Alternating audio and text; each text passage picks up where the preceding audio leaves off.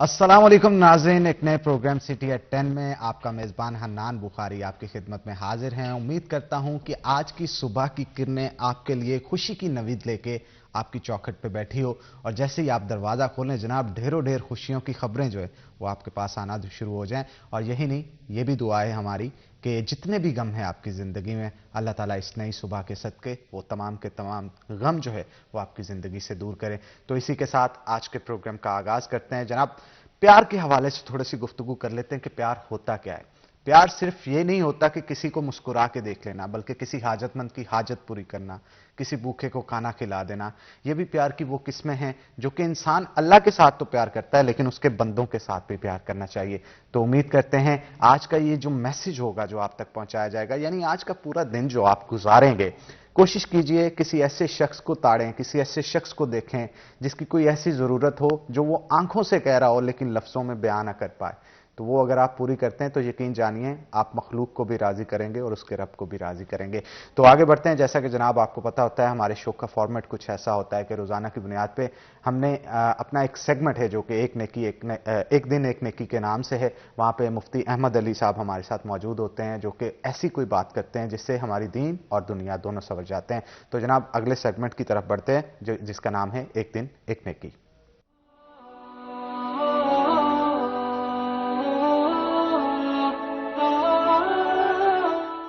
नहमदुहु व नुसल्ली अला रसूलिहिल करीम, अम्मा बाद, फ़ौज़ु बिल्लाहि मिनश शैतानिर रजीम, बिस्मिल्लाहिर रहमानिर रहीम।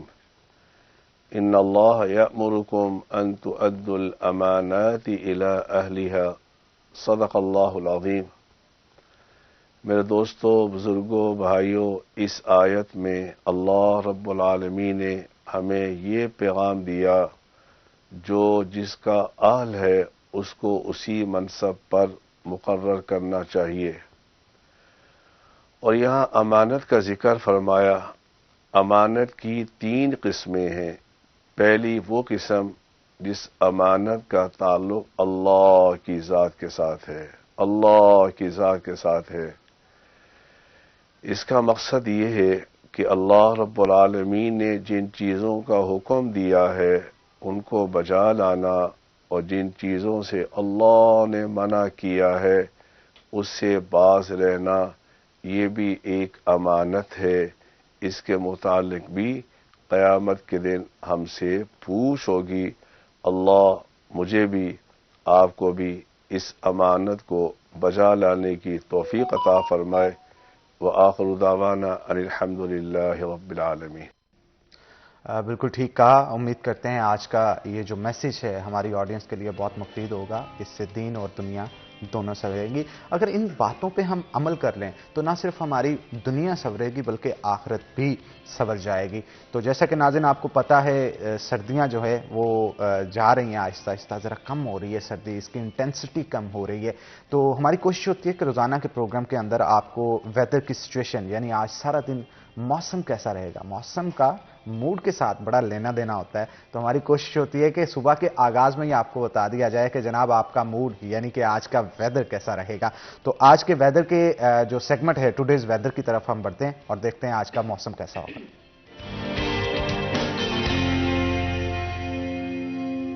हमारे साथ फसी नकवी मौजूद होंगे, आज के मौसम की सूरत-ए-हाल बताएंगे। फसी बताइएगा कैसा रहेगा आज फैसलाबाद का मौसम? आज बिल्कुल सुबह से ही शहर फैसलाबाद का मौसम जो है वो सर्द है और सुबह से ही हल्की ठंडी हवाओं का जो राज है वो बरकरार है। अगर दर्जा हरारत की बात की जाए तो महकमा मौसमियात की जानिब से कम दर्जा हरारत 5 सेंटीग्रेड रिकॉर्ड किया गया है, जबकि ज़्यादा से ज़्यादा दर्जा हरारत 18 सेंटीग्रेड रहने का इम्कान है। अगर हवा में नमी की तनासुब की बात की जाए तो हवा में नमी का तनासुब 96% रिकॉर्ड किया गया है, जबकि हवाएं 5 किलोमीटर फी घंटा की रफ्तार से चल रही हैं। और इसके साथ साथ अगर बात की जाए कि आज 24 घंटों में बारिश के इम्कान की, तो महकमा मौसमियात की जानिब से आइंदा 24 घंटों में बारिश का कोई इम्कान जाहिर नहीं किया जा रहा। अलबत्ता आज सुबह से ही फैसलाबाद का जो मौसम है, हल्की ठंडी हवाओं का जो वो राज है वो बरकरार है। जी बहुत शुक्रिया फसी, आप मौसम की सूरत हाल के हवाले से आगाह कर रहे थे। जनाब आहिस्ता आहिस्ता सर्दियां जा रही हैं, भरपूर तरीके से उसे एंजॉय करें, घर में मज़े मज़े के ख्वाबे बनाएं, क्योंकि ये जो मौसम होता है ना इसमें बहुत सारे यादगार लम्हे इंसान बनाता है। तो जिंदगी को भरपूर जिएं, जितना जी सकते हैं उसे जिएं। तो आगे बढ़ते हैं। जैसा कि आपको पता है, हम आपकी खुशियों में भी शामिल होते हैं। हम सिर्फ बैठे स्टूडियो में होते हैं, लेकिन नज़र हमारी पूरे फैसलाबाद पे होती है। और यही नहीं, हमारी नज़र को तेज़ करने के लिए हमारी नाज़रीन भी हमारे साथ मौजूद होती है। जैसा कि उनको पता है कि खबरें बहुत सारी चलाते हैं, हर हवाले से हमें बताते हैं, तो हम खुशियों के अंदर शामिल होने के लिए बर्थडे का सेगमेंट भी रखते हैं। कुछ लोग हमें बर्थडेज अपनी भेजते हैं, वीडियोस भेजते हैं, हम उनकी चलाते हैं और कोशिश करते हैं कि दुनिया को भी बताएं, ताकि स्क्रीन पे जब चलता है ना, लोग खुश होते हैं और उनका खास दिन होता है। उस खास दिन को मजीद खास बनाने के लिए सिटी 41 और सिटी एट 10 की टीम हमेशा पेश रहती है। तो आगे बढ़ते हैं जनाब। आज हमारे साथ मौजूद हैं जन्नत फातिमा, जो कि 2 साल की हो गई हैं। तो प्यारी जन्नत, आपको बहुत सालगिरह मुबारक हो। एक छोटी सी वीडियो भेजी है उन्होंने, आइए आपको दिखाते हैं।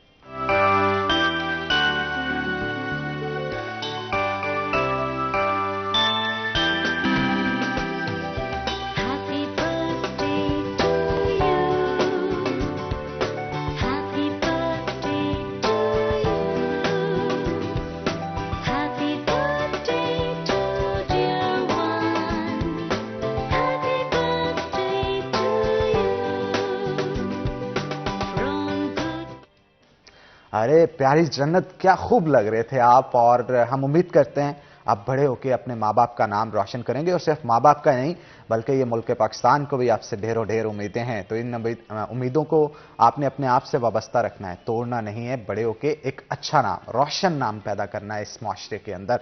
तो आगे बढ़ते हैं जनाब। जैसा कि आपको पता है, हमने बहुत सारे सेगमेंट्स आपको 2-3 गिनवा दिए, लेकिन अब आगे बढ़ेंगे। हमारे साथ आज कुछ गेस्ट भी मौजूद होंगे, जिनका मैं तारुफ करवाने से पहले आपको बता दूं कि हमने बहुत सारे लोग यहाँ पे YDA के हवाले से बुलाए, जिसमें डॉक्टर मारूफ वैंस, डॉक्टर नुमान, डॉक्टर आरिफ, बहुत सारे उनके अहदेदारान यहाँ पे आए, रिप्रेजेंटेटिव्स आए। लेकिन आज हमने कहा कुछ स्पेशल करना चाहिए, तो उसके लिए हमने जो खवातीन की रिप्रेजेंटेटिव्स हैं उनको भी यहाँ पे मदऊ किया है। तो मैं आपका तारुफ करवाता चलूँ। हमारे साथ सबसे पहले डॉक्टर इर्जा मौजूद होंगी, जो कि वुमेन मेडिकल ऑफिसर भी हैं अलाइड हॉस्पिटल में, और इसके साथ साथ फोकल पर्सन है YDL फैसलाबाद की। तो आपको वेलकम करते हैं जनाब शो के अंदर। और उनके साथ साथ किसी तारुफ के मोहताज नहीं, हमारे बहुत प्यारे और मोस्ट सीनियर रिपोर्टर सिटी 41 हमारे साथ मौजूद हैं, जो हेल्थ की बीट करते हैं। तो उनसे हम गुफ्तगू भी करेंगे। और अज़ादार हुसैन, जो कि हमारे सेक्रेटरी भी हैं फैसलाबाद प्रेस क्लब के। तो अज़ादार भाई, आपको बहुत बहुत वेलकम करते हैं शो के अंदर। तो पहले मैं चाहूँगा अज़ादार भाई से गुफ्तगू का आगाज़ किया जाए। तो अज़ादार भाई मुझे बताइएगा, YDA के हवाले से बहुत सारी ख़वातीन को प्रॉब्लम्स का सामना है, जिसके अंदर इनके हॉस्टल्स के प्रॉब्लम हैं, सीट्स के हवाले से भी बहुत सारी मुश्किलात का सामना करना पड़ रहा है। जितने डॉक्टर्स हैं उतनी सीट्स अवेलेबल नहीं है, और जितनी पब्लिक है हमारी, उस हवाले से डॉक्टर्स भी अवेलेबल नहीं है। तो इन तमाम मसाइल को किस नज़र से देखते हैं? देखें जी हनान, आज बड़ी खुश आइंद बात है कि हमारे साथ एक फ़ीमेल डॉक्टर मौजूद हैं, जो कि YDA के प्लेटफार्म से जो है वो आज मुतारफ़ करवाई जा रही हैं सिटी 41 के जो दफ्तर से, प्रोग्राम से। तो इसकी वजह क्यों आई? इसकी वजह इस वजह से आई कि 70% जो है वो इस वक्त डॉक्टरों के हवाले से अगर बात की जाए तो उनमें जो फीमेल डॉक्टर जो है वो काम कर रही हैं, मर्द हजरात की निस्बत 60 से 70% इनका तनासब है। यानी कि एक बहुत बड़ी जो तादाद है ख़वातीन की, जो कि वुमेन मेडिकल ऑफिसर के तौर पे अपनी खिदमात सर अंजाम दे रही हैं। अब ये खिदमात सर अंजाम कहाँ कहाँ दे रही हैं? ये आपके टीचिंग हॉस्पिटल में चले जाएँ, वहाँ पे आप महकमा प्राइमरी सेकेंडरी हेल्थ के मातहत जो हमारे तहसील हेडक्वार्टर हॉस्पिटल काम कर रहे हैं, वहाँ पर आपको नज़र आएंगी। इसके साथ साथ जो RSC हैं, जिन्हें रूरल हेल्थ सेंटर कहा जाता है, देही मरकज़ सेहत कहा जाता है, वहाँ पे आपको ये नज़र आएंगी। और इसके साथ साथ BHU, जिन्हें बेसिक हेल्थ यूनिट कहा जाता है, आपको ये वहाँ पे नज़र आएंगी। इसके साथ साथ ज़िला कौंसिल की डिस्पेंसरी, जिसे ZCD कहा जाता है, वहाँ पे ये आपको नज़र आएंगी। सिटी गवर्नमेंट की डिस्पेंसरी जो कि शहर में बनी हुई हैं, चलो शहर में जो तकरीबन 44 के करीब बनी हुई हैं। और इसी तरह अगर ज़िला कौंसिल डिस्पेंसरी कल से बात की जाए तो उनकी तादाद जो है वो 54 यानी कि 54 के करीब है ज़िला फैसलाबाद में। अगर बेसिक हेल्थ यूनिट कल से बात की जाए तो इनकी जो तादाद है फैसलाबाद ज़िले में वो 168 के करीब है। अगर RSC के हवाले से बात की जाए तो इनकी तादाद जो है ज़िला फैसलाबाद में वो 16 के करीब है। अगर मैं तहसील हेडक्वार्टर हॉस्पिटल के हवाले से बात करूँ तो इनकी तादाद तकरीबन 6 के करीब है।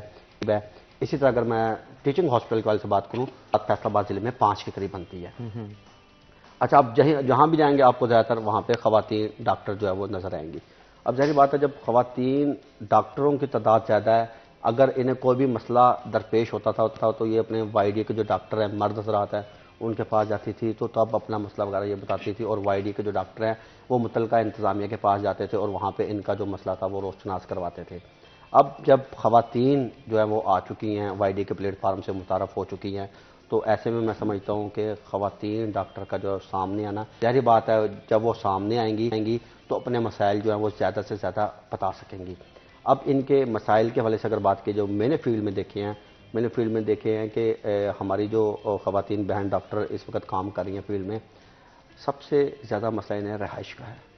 इनके पास रहाइश नहीं है। अगर फैसलाबाद ज़िले के हवाले से बात की जाए तो फैसलाबाद के जो टीचिंग हॉस्पिटल हैं, अलाइड है, DHQ है, जलालमदाबाद है, इसके साथ साथ चिल्ड्रन हॉस्पिटल है, FIC है, तो यहाँ पे कहीं भी हॉस्टल वगैरह नहीं है लेडी डॉक्टर के जहाँ पे वो अपनी रहाइश वगैरह रख सकें। अब इन्होंने ड्यूटी कब देनी है? अब इनकी ड्यूटी जो है 24-24 घंटे भी होती हैं, नाइट शिफ्ट में भी जो है वो लेडी डॉक्टर काम कर रही हैं। तो DHQ में हॉस्टल नहीं है, FIC में नहीं है, आपको गुलाम अहमदाबाद में जो हॉस्टल है वो नजर नहीं माज़ा चाहूँगा आपकी बात कट कर रहा हूँ। अज़दा भाई मुझे ये बताइएगा कि जब हॉस्टल्स को तामीर किया जाता है तो ऐसी क्या चीज़ है कि नर्सिस को पहले मलूज़े खातर रखा गया, डॉक्टर्स को नहीं रखा गया? ये आपका बड़ा अहम पॉइंट है। अभी पिछले दिनों जो ये भेजी गई है, समरी भेजी गई है चिल्ड्रन हॉस्पिटल का, से मैं बात करूँगा तो उसमें नर्सिस जो हॉस्टल है, नर्सिंग हॉस्टल है, उसका जिक्र किया हुआ है कि नर्सिंग हॉस्टल जो है वो यहाँ पे जो है तामीर किया जाए। उसकी एक वजह मैं ये भी समझता हूँ कि नर्सिंग की जो तादाद है वो बहुत ज़्यादा है, ठीक है, क्योंकि एक नर्सिंग की जो तादाद है वो बढ़ती जा रही है और एक अहम शोबा भी है नर्सिंग का, और ये भी दूर दराज के साथ इलाकों से जो है वो यहाँ पे बासिलसिला रोज़गार फैसलाबाद के हॉस्पिटल में जो आती हैं, तो जहाँ उनके हॉस्टल की तामीर हो रही है तो वहाँ पे लेडी डॉक्टर के हॉस्टल की जो तामीर है वो भी बहुत ज़रूरी है। अब एक अलाइड हॉस्पिटल में जो एक हॉस्टल बनाया गया है, ज़ाहिर बात है मैं ख़वातीन के जो हॉस्टल हैं वहाँ कोई भी नहीं जा सकता। ख़वातीन जो डॉक्टर हैं उनकी जानिब से एक वीडियो वगैरह भेजी गई मुझे कुछ दिनों पहले, तो जो मैंने वो वीडियो देखी तो एक कमरे में 7 से 8 लेडी डॉक्टर, बल्कि मुझे पता चला है कि 10-10, 12-12 लेडी डॉक्टर भी रह रही है। अब कमरे का साइज़ कितना है? कमरे के अगर साइज़ के वाले से बात की जाए तो बहुत ही छोटा कमरा, यहाँ पे 2 से 3 अफराद लेट सकते हैं, इससे ज़्यादा नहीं लेट सकते। तो उस जगह में जो है वो लेडी डॉक्टर जो है वो रह रही है और बहुत बुरे हालात हैं। तो उनकी मुश्किलात को मद्देनज़र रखते हुए फैसलाबाद मेडिकल यूनिवर्सिटी इंतज़ामिया की जानिब से, अलाइड हॉस्पिटल इंतज़ामिया की जानिब से और यंग डॉक्टर एसोसिएशन का अगर जिक्र ना किया जाए, पाकिस्तान मेडिकल एसोसिएशन का जिक्र ना किया जाए, तो मैं समझता हूँ ये ज़्यादती होगी उनकी काफियों से। जहाँ पे पहला एक पुराना हॉस्टल बना हुआ है अलाइड हॉस्पिटल के अंदर, तो वहाँ पे एक नया एक जो है वो हॉस्टल तामीर किया गया, उसके थोड़े से कमरे जो थे वो बड़े रखे गए, मगर वो जो कमरे हैं वो नाकाफ़ी है। देखिए अब जो DHQ हॉस्पिटल, अच्छा जो ये तमाम वो लेडी डॉक्टर हैं जो कि उन कमरों में नहीं रह रही, चंद एक लेडी डॉक्टर हैं जो रहती हैं, बाकी ने अपनी जो रहाइश है वो प्राइवेट हॉस्टल्स वगैरह लिए हुए हैं, वहाँ पे रखी हुई है। एक DHQ मिसाल के तौर पे एक लेडी डॉक्टर जो है वो अलाइड हॉस्पिटल के हॉस्टल में रह रही है जी। अब उसने DHQ हॉस्पिटल में जाके जब ड्यूटी देनी है तो वो वहाँ से कोई रिक्शा लेगी, कोई कन्वेंस लेगी प्राइवेट, तो वो DHQ आएगी, DHQ जॉब करेगी। अब रात का टाइम है, 8 बजे या 9 बजे सर्दियों की रात का अगर हम जिक्र करें, और ऑफ हो चुकी है, अब उसने वापस घर जाना है, प्राइवेट हॉस्टल जाना है अपनी जो, या फिर अलाइड हॉस्पिटल के उसने हॉस्टल जाना है, तो उसे वहाँ पे सफ़र करने में जो मुश्किलात यकीनन होंगी, और वो ही जानती हैं जो सफ़र करके वहाँ पे जाती हैं। तो अब DHQ में भी ज़रूरी है, मैं समझता हूँ FIC में ज़रूरी है, और इसके साथ साथ जनरल हॉस्पिटल गुलाम अहमदाबाद में भी इनकी जो है वो रहाइश ज़रूरी है, क्योंकि ये तो शहर के हवाले से मैं बात करूँ कि शहर के अंदर जो हमारे बड़े बड़े हॉस्पिटल हैं वहाँ पे ये हॉस्टल वगैरह जो है वो ज़रूरी है। आप खुद अंदाज़ा करें कि जो बेसिक हेल्थ यूनिट, एक फैसलाबाद की खातून लेडी डॉक्टर है, अब उसने 10 नंबर के लिए जो है वो उसके लिए 10 या 20 नंबर के लिए उसकी बेसिक हेल्थ यूनिट पे जो है वो जॉब ज़रूरी करार दे दी गई है। इंडक्शन पॉलिसी जो सेंट्रल इंडक्शन पॉलिसी होती है उसके लिए अब उसने क्या करना है जी, अब उसे अगर सीट मिली है तांदलियाला BHU में बेसिक हेल्थ यूनिट में, अब खुद अंदाज़ा करें कि वो लेडी डॉक्टर जो है वो फैसलाबाद शहर से सफ़र करके जो है वो कहाँ जाएगी, वो बेसिक हेल्थ यूनिट तांदलिया वाला या समुद्री या जड़ा वाला, आप फैसलाबाद की किसी भी तहसील का जिक्र करेंगे तो वो फैसलाबाद से 25 किलोमीटर, 30 किलोमीटर या 40 किलोमीटर है। अगर तांदलिया चले जाए जो सबसे ज़्यादा दूर बनता है वो तकरीबन बनता है 70 किलोमीटर के करीब, राउंड अबाउट 70 के करीब। तो आप खुद अंदाज़ा करें कि वो किस टाइम सुबह उठेगी, किस टाइम वो तांदलिया के मुतल का जो बेसिक हेल्थ यूनिट है वहाँ पे पहुँचेगी, वहाँ पे जब जाके वो ड्यूटी देगी, और जब वो ड्यूटी देगी और जब 2 बजे के बाद उसकी टाइमिंग ख़त्म हो जाएगी और 2 बजे के बाद वो जब निकलेगी वहाँ से तो उसे घर आते हुए क्या टाइम हो जाएगा, और ख़र्चा आप लगाएं, गाड़ी के ऊपर लगाएं, कन्वेंस के ऊपर एक्सपेंस। बिल्कुल आप ठीक कह रहे हैं, बहुत ज़्यादा पड़ जाते हैं। डॉक्टर इज़ा भी हमारे साथ मौजूद हैं, उनसे भी गुफ्तगू करते हैं। Welcome to the show ma'am. तो पहले तो हमें ये बताइएगा कि हॉस्टल्स ना होने की वजह से आपको किन मुश्किलात का सामना रहता है। बहुत सारी उन्होंने बताई भी, लेकिन जो चीज़ बता रहे थे कि एक रूम के अंदर 10-10, 12-12 डॉक्टर्स रह रही हैं, और समटाइम ऐसे भी तो होता है ना कि आपने कहीं बाहर भी रेंट आउट करना हो, किसी चीज़ को लेना हो, तो उसके लिए भी आपको मुश्किलात का सामना करना पड़ता है, बाज़ चीज़ें नहीं मिलती आपको। तो इस हवाले से थोड़ा सा बताइए। देखिए, असल में इसकी जो सबसे मेन वजह है वो ये है कि एक तो हमारे पास रूम्स जो हैं वो बहुत ज़्यादा कम है और डॉक्टर्स की तादाद बहुत ज़्यादा होती जा रही है, और ये हॉस्टल्स कोई पुराने बने हुए हैं, कोई न्यू हॉस्टल्स अभी तक तामीर में नहीं आए हैं। ठीक है, हमने डिमांड की हुई है, लेकिन अभी तक इस पर कोई राय अमल नहीं हो सका। तो इसकी वजह से सबसे जो इम्पोर्टेंट चीज़ है वो है सैचुरेशन डॉक्टर्स की। जाहिर सी बात है, जब डॉक्टर्स बहुत ज़्यादा आ रहे हैं उसकी वजह से रूम कम होने की वजह से फिर हमें ये बहुत सारी मुश्किलात का सामना करना पड़ा है, और जाहिर सी बात है जो हमारे पास अवेलेबल फैसिलिटीज़ हैं हमने उन्हीं को यूज़ करना है। तो इस वजह से एक कमरे में 4-4, 5-5, 6-6, यहाँ तक कि डॉर्म्स के अंदर 10 से 15 लोग भी रह रहे हैं हमारे हॉस्टल्स में। तो आपने इस इशू को कभी हाईलाइट करने की कोशिश नहीं की, कोई प्रोटेस्ट नहीं किया? नहीं, हमने प्रोटेस्ट तो नहीं किया, लेकिन जाहिर सी बात है हमने हायर अथॉरिटी से बात की है, हमें तसल्ली दिलाई गई है कि इंशाल्लाह इस पर ज़रूर कुछ ना कुछ किया जाएगा। जाहिर बाकी एडमिनिस्ट्रेटिव ये पॉइंट है, जाहिर सी बात है, तो हम सिर्फ आवाज़ उठा सकते हैं। जब हमारा काम नहीं होगा तो फिर हम सोचेंगे हमने आगे क्या करना है। बिल्कुल ठीक कहा आपने। ख़वातीन डॉक्टर्स के हवाले से भी थोड़ा सा बताइएगा कि जितनी ज़रूरत है, हमारी पब्लिक की तादाद, जितनी ऑडियंस की तादाद है, जितने मरीजों की तादाद है हॉस्पिटल्स के अंदर, या ओवरऑल हम फैसलाबाद को अगर देखते हैं कि 80 लाख या 90 लाख की आबादी है, तो क्या उतनी फीमेल डॉक्टर्स हॉस्पिटल्स में मौजूद हैं? जी बिल्कुल, आप बल्कि अभी इन्होंने बड़ा अच्छा जिक्र किया है कि मेल से ज़्यादा फीमेल डॉक्टर्स जो हैं वो हॉस्पिटल्स में काम कर रही हैं। अभी भी आप मेडिकल कॉलेजेस को जाके देख लें, वहाँ पर भी जो हाई मेरिट मेडिकल कॉलेजेस हैं वहाँ ज़्यादा तादाद फीमेल्स की है। मेल्स की तादाद ज़रा देखा यह जाता है, नॉर्मली सुना जाता है, हमने बचपन से यही सुना है कि लड़के तो इंजीनियर बनते हैं, इस तरह की बातें ना, लेकिन फिर भी देखा जाए, मैंने खुद यही देखा है, मैंने फातिमा जना मेडिकल कॉलेज से पढ़ा, वो तो ऑल वुमेन कॉलेज था, लेकिन इसके अलावा बाकी भी मेडिकल कॉलेजेस में ज्यादा तादाद फीमेल्स की ही है। लेकिन एक मैं यहाँ पे मेंशन करूंगी, साइंस में तेज क्यों होती हैं, क्या वजह है? मतलब लड़कियां बेसिकली थीटी होती है। अच्छा, ठीक कहा आपने। अच्छा, आपकी सेंट्रल इंडक्शन पॉलिसी जो है, इसके हवाले से भी थोड़ा सा आगाह कीजिएगा। जी, सेंट्रल इंडक्शन पॉलिसी देखा जाए तो एक ये बहुत अच्छी चीज़ है, लेकिन देखें एक अच्छाई के साथ कुछ ना कुछ फ्लॉज भी होते हैं। तो इसमें हमें ये बहुत मुश्किल का सामना करना पड़ रहा है कि हमारे बहुत सारे डॉक्टर्स ऐसे हैं जिनके FCPS पार्ट 1 एक्सपायर हो जाते हैं, लेकिन उन्हें इंडक्शन नहीं मिलती। उसकी बेसिक वजह यह है कि हमें पेरिफेरी नहीं मिलती। जाहिर सी बात है, जब सैचुरेशन ज़्यादा हो जाएगी, अब BHU और RHC THQ तो वही उतनी अमाउंट में मौजूद है ना, तो फिर हमें वो मिलते नहीं हैं, आसानी से नहीं मिलते। इवन मुझे भी नहीं मिला था, लेकिन मैंने भी ट्राई किया था, लेकिन नहीं मिलता। फिर उसकी वजह से क्या होता है कि और CIP की जो सीट्स हैं वो कुछ लिमिटेड है, लेकिन मैं मुबारकबाद पेश करूंगी YDA को, YDA की टीम को और सारे डॉक्टर्स को कि हमने ये पॉइंट उठाया है, और हमारे प्रेसिडेंट साहब डॉक्टर औरंगजेब साहब ने ये पॉइंट बड़े अच्छे तरीके से नुमाया किया है। तो उम्मीद ये है कि इंशाल्लाह बहुत जल्द जो सीट्स हैं वो इंक्रीज हो जाएंगी, और कुछ तो हो भी गई हैं। बिल्कुल ठीक है। अजदा ये बताइएगा कि YDA के अंदर इलेक्शंस भी होते हैं, अब जैसा कि फीमेल रिप्रेजेंटेटिव्स भी आई हैं, तो क्या इन फ्यूचर हमें कभी प्रेसिडेंट भी खवातीन में से देखने को मिलेगा? देखें, अभी तो इब्तिदा है, आगे आगे देखिए होता है क्या। ठीक है, तो मैं ये समझता हूँ कि अब ज़ाहिर बात है मुतारफ जो है वो हो चुकी हैं YDA के प्लेटफॉर्म से, और ये तारीख में पहली बार ऐसा हुआ है कि जो ख़वातीन डॉक्टर्स हैं वो YDA के प्लेटफार्म से जो आगे आई हैं, और उन्हें जो है वो ओहदे वगैरह जो है वो उन्हें प्लेटफार्म YDA की जानिब से जो है वो दिए गए हैं। नजर आता है वैसे, हो सकता है ऐसे? हाँ जी, हाँ जी, हो सकता है, हो सकता है। वो कुछ होता है ना, क्योंकि आप तो उनमें बैठते उठते हैं और पूरी तंजीम की नब्ज पे हाथ होता है हमेशा आपका। देखें, पिछले दिनों ना एक वाक़े का छोटा सा जिक्र करूंगा। एक डॉक्टर साहब हैं हमारे YDA के, तो बहुत ही जियाले किस्म के वो YDA के हैं, तो कुछ बंदे समझ भी गए होंगे, अगर वो हमें देख रहे होंगे YDA के डॉक्टर, तो वो समझ भी गए होंगे कि अदादार किसकी तरफ इशारा कर रहा है। उसका नाम है डॉक्टर अदनान सईद शक्कर। उन्होंने मुझे कहा कि अदादार यार, आप इतने पुराने हमारे साथ वाबस्ता हो YDA के साथ, तो पिछले दिनों आपको पता है कि YDA कुछ दम तोड़ गई थी। दम इस वजह से तोड़ गई थी कि लाहौर की सतह पे 2 से 3 ग्रुप जो थे वो बन गए थे, और फिर कुछ एक्टिविटीज़ वगैरह जो थी वो वाईडीए की ना हो सके, जिसकी वजह से वाईडीए जो थी वो आहिस्ता आहिस्ता आहिस्ता उसका ग्राफ जो था नीचे चल जाता रहा और डॉक्टरों को जो था वो मुश्किलात का सामना करना पड़ा।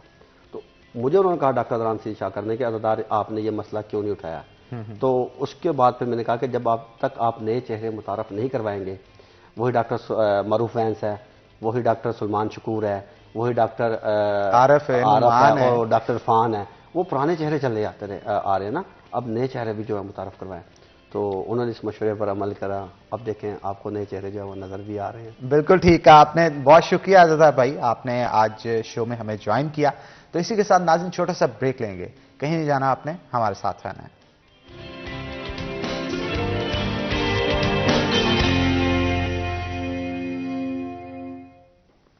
वेलकम बैक नाज़रीन, ब्रेक के बाद खुश आमदीद। तो ब्रेक के बाद हमें एक और बहुत अच्छे डॉक्टर हैं जिन्होंने हमें ज्वाइन किया है। डॉक्टर हिना हमारे साथ मौजूद होंगी जो कि पीजीआर हैं अलाइड हॉस्पिटल की। तो आपको मैडम वेलकम करते हैं शो के अंदर।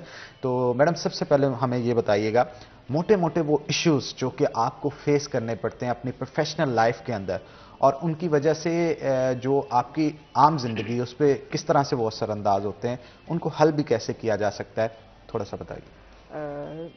थैंक यू मुझे इनवाइट करने के लिए। सबसे पहले मैं बात करना चाहूँगी हमारे ड्यूटी आवर्स के बारे में। फैमिली लाइफ और ड्यूटी लाइफ ये हमारे लिए मैनेज करना बहुत मुश्किल हो जाता है। ड्यूटी आवर्स हम डॉक्टर्स की, स्पेशली फीमेल डॉक्टर्स के लिए बहुत मुश्किल, क्योंकि हम सब के मोस्टली बच्चे हैं, 2 बच्चे हैं, 3 बच्चे हैं और बच्चों का स्कूल भी 8 बजे लग रहा है, हमारा ड्यूटी टाइम भी 8 बजे शुरू हो रहा है और फिर हमारी ड्यूटी कभी 24 और कभी स्ट्रेट 30 आवर्स और उसके बाद इतना एग्जॉस्ट होके घर जाके हम क्या ही बच्चों को टाइम देंगे। ड्यूटी आवर्स के बारे में। और फिर वर्कलोड, पेशेंट लोड बहुत ज्यादा है हमारे पास। डेली के 50-60 पेशेंट एक डॉक्टर तो डील कर ही रहा होता है। आपको नहीं लगता मैडम इतने पेशेंट्स जब एक डॉक्टर लेता है वो थोड़ा एग्जॉस्ट हो जाता है, फिर समटाइम ये पेशेंट्स की तरफ से शिकायत भी मौसूल होती है ना, मतलब चैनल्स वालों को भी या बाहर वो प्रोटेस्ट भी करते हैं कि हमें उस तरह से ट्रीट नहीं किया जाता। कि अगर एक डॉक्टर 10 डॉक्टर्स का काम करेगा तो वो एग्जॉस्ट भी होगा, इरिटेट भी होगा और वो पेशेंट के दूसरी बार तीसरी बार एक ही बात पूछने पे इरिटेट हो जाएगा। ठीक है, ये तो एक नेचुरल सी बात है। और आप कभी भी जाकर देखें आपको हमारा हॉस्पिटल खाली नहीं मिलेगा, रश होता है हमेशा। और हमारे पास मोस्टली सीरियस पेशेंट्स होते हैं, जो नॉर्मल रूटीन के पेशेंट्स होते हैं वो आरएचसी, बीएचयूज, डिस्पेंसरीज पे डील हो रहे होते हैं। जो कॉम्प्लिकेशंस के साथ आते हैं उन पेशेंट्स को हम डील कर रहे होते हैं और उन पेशेंट्स को फिर इमोशनली स्टेबल नहीं होते वो पेशेंट्स, उनको स्टेबल हमें उनको काउंसल करना भी थोड़ा मुश्किल हो जाता है। इसलिए भी पेशेंट्स हमसे खुश शायद नहीं जाते क्योंकि हम उनको उस तरह से टाइम नहीं दे सकते, हम पर वर्कलोड बहुत ज्यादा है। बिल्कुल ठीक कहा आपने। तो ये वर्कलोड की वजह से क्वालिटी ऑफ वर्क भी ऑब्वियसली आपको सफर करना पड़ता होगा। मुझे ये बताइएगा कि आप क्या समझते हैं एक डॉक्टर जो ड्यूटी दे रहा है वहां पे एक दिन में कितने पेशेंट्स उसे चेक करने चाहिए? क्योंकि अगर अलाइड हॉस्पिटल या डीएचक्यू की बात करें, गवर्नमेंट हॉस्पिटल्स में तो लाइन लगी होती है, तांता बन रहा। वर्किंग और एक दिन में 6 आवर्स मोर देन इनफ है। 6 आवर्स के बाद आपकी कैपेसिटी खत्म हो जाती है कि आप पेशेंट्स को उस तरीके से आप देख सकें, उस क्वालिटी से आप उसको डील कर सकें कि पेशेंट भी सेटिस्फाई होकर जाए। अब आपको पता है आप एक पेशेंट देख रहे हैं और आपके पीछे 20 मरीजों की लाइन लगी हुई है, तो ऑब्वियसली आप जल्दी जल्दी उसको करेंगे। अपनी तरफ से तो आप तसल्ली कर लेंगे लेकिन शायद पेशेंट को आप सेटिस्फाई ना कर सकें। वाईडीए में आपको अब रिप्रेजेंटेशन मिली है और अपने मसाइल जो हैं वो आप जाके उसके प्लेटफॉर्म से इंतजामिया के आगे रख सकते हैं। कितना मुफीद साबित हो रहा है ये फीमेल डॉक्टर्स के लिए? ये हमारे लिए एक ऑनर की बात है कि फीमेल्स को भी वाईडीए में जगह दी गई है और ये फर्स्ट टाइम हुआ है। फैसलाबाद में first time female representatives YDA की तरफ से सामने आई हैं। पाकिस्तान या just in Faisalabad? I think in Faisalabad. Okay, तो ये तो मेरा ख्याल है ये फिर एक तारीख रकम की गई है यहाँ की वाईडीए की तरफ से कि उन्होंने खवातीन को भी स्पेस दी। इसमें इसका फायदा क्या हो रहा है आपको, बेनिफिट्स? हमारे मेडिकल कॉलेजेस में, हमारे हॉस्पिटल्स में 60 से 70% स्ट्रेंथ फीमेल्स की है और हमारे यहाँ पे ज्यादा काम करने वाली तादाद फीमेल डॉक्टर्स की है और मसाइल भी ज्यादा फीमेल डॉक्टर्स को हैं। ठीक है, तो फीमेल्स के रिप्रेजेंटेटिव्स होने चाहिए और अब फीमेल्स हमसे कम्युनिकेट कर सकती हैं, उनको कोई इशू है वो हमें बता सकती हैं। हम अपने मेल कोलीग्स की हेल्प से एडमिनिस्ट्रेशन की तरफ जाएंगे। एटलीस्ट अगर हम सॉल्व ना भी कर सकें हम ट्राई जरूर करेंगे कि उनके मसलों को सुने, उनकी बात समझें और उनको डील करें जितना भी मैक्सिमम कर सकेंगे। सेंट्रल इंडक्शन पॉलिसी है जो, उसमें क्या फ्लॉज आपको नजर आते हैं और उन फ्लॉज को ठीक कैसे किया जा सकता है? Central induction policy full of flaws, full of flaws है। एक डॉक्टर हाउस जॉब करता है, हाउस जॉब के बाद वो अपना एग्जाम देता है, उसको जल्दी होती है कि मैं अपना एग्जाम दूं, पार्ट 1 पास करूं, ठीक है।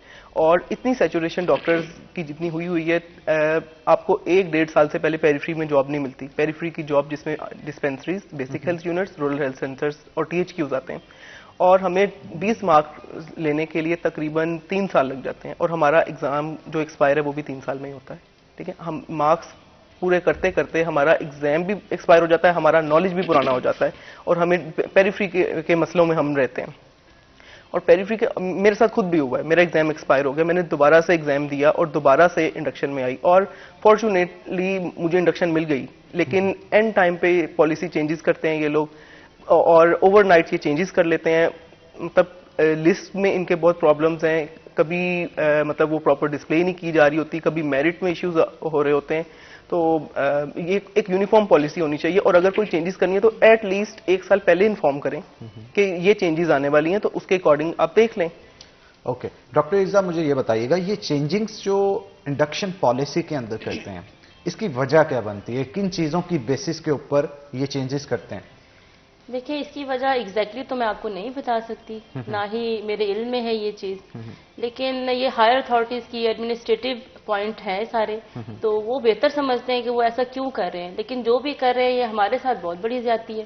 जाहिर सी बात है, एक बंदे ने अपना सारा क्राइटेरिया 1 साल में पूरा कर लिया है, लेकिन ओवर द नाइट चेंज हो जाता है और अगले दिन ही पता लगता है जी हमारी तो इंडक्शन नहीं हो रही क्योंकि हमारे पास फलानी चीज़ नहीं है। अब उस फलानी चीज़ को पूरा करने के लिए हमें अगला साल दोबारा से लग जाता है। तो इस वजह से ना ये चीज जो है, हाँ डॉक्टर साहब ने बड़ी अच्छी बात की कि जरा चेंजेस तो होने चाहिए, चेंजेस एक बहुत पॉजिटिव चीज है, लेकिन कम से कम कुछ टाइम पहले बता दिया जाए ताकि हम उस क्राइटेरिया पर पूरा उतर जाए। हम तो पूरा उतरने के लिए तैयार बैठे हुए। बिल्कुल ठीक कहा आपने। डॉक्टर हिना, ये बताइएगा कि हॉस्टल प्रॉब्लम फेस करनी पड़ रही है, इवन बहुत सारी डॉक्टर्स ऐसी भी होती हैं ना जो आउट ऑफ द सिटी यहाँ पे आके अपनी ड्यूटी सर अंजाम दे रही होती हैं। और जैसे अजदार भाई हमारे साथ मौजूद थे, वो बता रहे थे कि किसी दूसरे तांदिया वाला में जाना पड़े, समुद्री में जाना पड़े, तो इतना फासला भी, डिस्टेंस भी तय करना पड़ता है। तो जब आप नर्सिस हॉस्टल के अंदर जाते हैं, वहाँ पे रूम्स लेते हैं, तो थोड़ा बहुत मूड तो उनका भी ख़राब होता होगा कि बनाया तो ये नर्सिस के लिए गया है और आके डॉक्टर्स मल मार लेती हैं हमारे। तो इस हवाले से भी थोड़ा सा बताइएगा, वो किस तरह से फेस करते हैं? अच्छा, जो मैंने देखा है, नर्सिस शिफ्ट्स में काम करती हैं। मॉर्निंग शिफ्ट की नर्स अलग है, इवनिंग की अलग है, नाइट की अलग है, लेकिन डॉक्टर 24 आवर वही है, ठीक है। और उस 24 आवर में उस डॉक्टर ने फिर कहीं ना कहीं तो रहना है ना। अब वो चाहे नर्सिस का हॉस्टल हो, चाहे जिसका भी हो, अगर गवर्नमेंट ने हमारे लिए हॉस्टल नहीं बनाए तो हम कहाँ जाएं? हमने कहीं तो जाना है ना।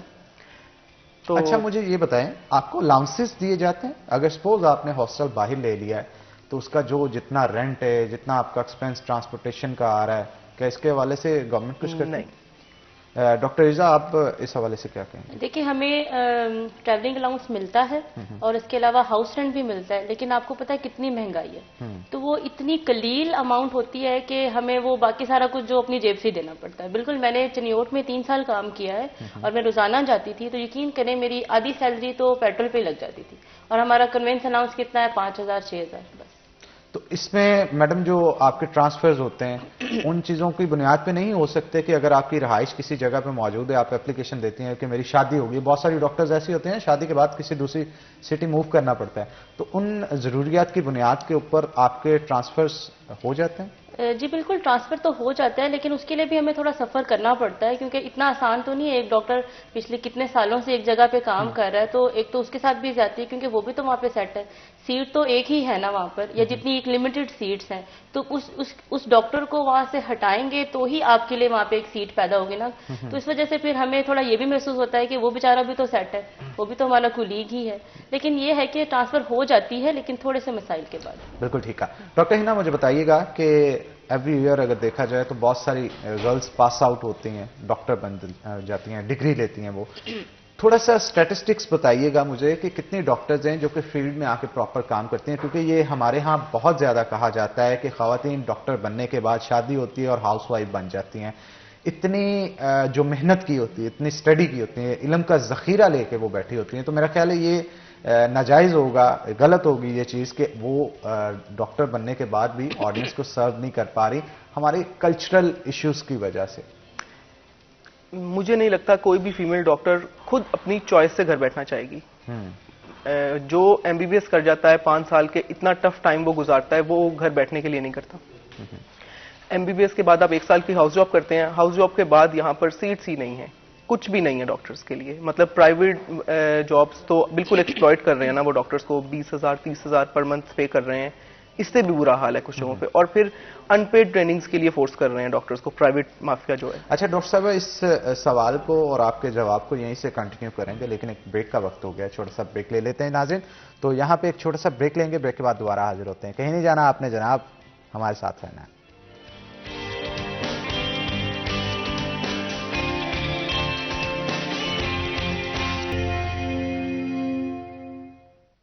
वेलकम बैक नाज़रीन, ब्रेक के बाद खुश आमदीद। डॉक्टर हिना हमारे साथ मौजूद थी ब्रेक से पहले और उनसे गुफ्तगू जो है वो चल रही थी। तो मैडम मैं चाहता हूँ वहीं से आप कंटिन्यू करें कि जो फीमेल डॉक्टर्स होती हैं, डॉक्टर बनने के बाद, डिग्री लेने के बाद घर क्यों बैठ जाती हैं या शादी के बाद अपनी जॉब क्विट क्यों कर देती हैं? मल्टीपल फैक्टर्स हैं। जब तक हमारी ग्रेजुएशन होती है 23-24 इयर्स तो एज हो जाती है, ठीक है। हाउस जॉब कंप्लीट करते करते, डिग्री लेते लेते 24-25 पे, ठीक है। इसके बाद पेरेंट्स को शादियों की फिक्र पड़ जाती है कि अब शादियां हो जानी चाहिए। अब बच्चों के साथ फिर बड़ा मुश्किल हो जाता है, ठीक है। बच्चा अब छोटा है, उसको कहाँ छोड़कर जाएं। और सलाम है उन मदर इन लॉज पर, ग्रैंड पेरेंट्स पर जो हमारे बच्चों को संभालते हैं हमारी गैर मौजूदगी में, ठीक है। हमारे बच्चे चीखते हैं, चिल्लाते हैं, रो रहे होते हैं, हम उन्हें छोड़कर आ जाते हैं और हम दूसरों के बच्चों को ठीक करने के लिए हम अपने बच्चों को भी पीछे छोड़कर आ जाते हैं और हमारी गैर मौजूदगी में हमारे पेरेंट्स संभालते हैं। अब हर फैमिली सपोर्टिव नहीं होती अनफॉर्चुनेटली, और सपोर्टिव होना चाहिए, फीमेल्स को सपोर्ट करना। जब आप एक डॉक्टर बहू लेकर आ रहे हैं तो फिर आपको उसको सपोर्ट भी करना चाहिए। ये नंबर 1 कॉज तो मेरी नज़र में ये है, ठीक है। इसके बाद फिर प्रॉब्लम है कि हम सीट्स बहुत दूर मिलती हैं। मैं बहुत सारी ऐसी फीमेल कोलीग्स को जानती हूँ जिनके बच्चे दूसरे शहरों में रह रहे हैं और वो वीकली या फोर्टनाइटली उनके पास जाती हैं, वो जा ही नहीं सकती, सिर्फ क्रूअल वर्किंग आवर्स की वजह से, लॉन्ग ड्यूटी आवर्स की वजह से, वर्कलोड की वजह से, कि वो अपने बच्चों को अपने साथ नहीं रख सकती। बहुत सारी फीमेल्स हैं जो दूसरे शहरों से यहाँ आ रही हैं, उनमें से मैं भी शामिल हूँ। डेली ट्रेवल करती हूँ, डेली आती हूँ। आप कहाँ से आते हैं? मैं गोजरा से डेली फैसलाबाद रोजाना की बेसिस पर आती हूँ। फोग में आती हूँ, मोटरवे बंद होती है, हर तरह से, लेकिन बच्चों के लिए, ठीक है। बिल्कुल, ये बल्कि आपके पैशन को मैं सलाम करता हूँ। ये मतलब आप पैसे कमाने के लिए नहीं, यहाँ पे ये चीज आ जाती है कि आपका पैशन क्या है, आप अपने प्यार कितना करते हैं अपने वर्क से, बिल्कुल, अपने काम से कितनी मोहब्बत रखते हैं। तो ये इनकी मोहब्बत का अंदाजा आप इस चीज से लगा सकते हैं कि कई सालों से ये गोजरा से ट्रैवल करके रोजाना की बुनियाद पे, ये भी नहीं मैं कह रहा कि हफ्ते में 1 बार 2 बार, रोजाना जब किसी बंदे ने इतना ट्रैवल करना हो तो साइकोलॉजिकल डिस्टर्बेंस भी बहुत ज्यादा क्रिएट होती है ना। मतलब आप इतनी दूर से आ रहे हो सफर करके, तो वर्क पे आपके आके आप क्या एनर्जी दोगे अपनी, तो एनर्जीज तो आपकी सफर के अंदर ही निकल जाती होगी। बिल्कुल, तो काफी प्रॉब्लम का सामना करना पड़ता होगा। डॉक्टर ईजा भी हमारे साथ मौजूद हैं, उनसे भी गुफ्तगू करते हैं। मैडम आप बताइएगा, आप इस इशू को किस नजर से देखती हैं और उन पेरेंट्स को या फिर उन इन लॉज को आप क्या मैसेज देना चाहती हैं जिनकी बहू डॉक्टर है, वो किस तरह से अपने घर को लेके चले? सबसे पहले तो ये कि आपके सामने एक डॉक्टर हिना बैठी हैं, इस तरह की करोड़ों लाखों डॉक्टर हिना हैं जो कि रोजाना के बेसिस पे ट्रैवल कर रही हैं। चाहे धुंध हो, चाहे बारिश हो, हमें छुट्टी नहीं मिलती। हमारा बच्चा बीमार हो या कुछ भी हो, हमारी सास को कुछ है, हमारी माँ को कुछ है, कुछ भी हो, हमें छुट्टी नहीं मिलती। अगर हमें छुट्टी लेनी है तो हमें साबित करना होता है कि भाई हमारे साथ वाकई जेन्युइनली प्रॉब्लम है।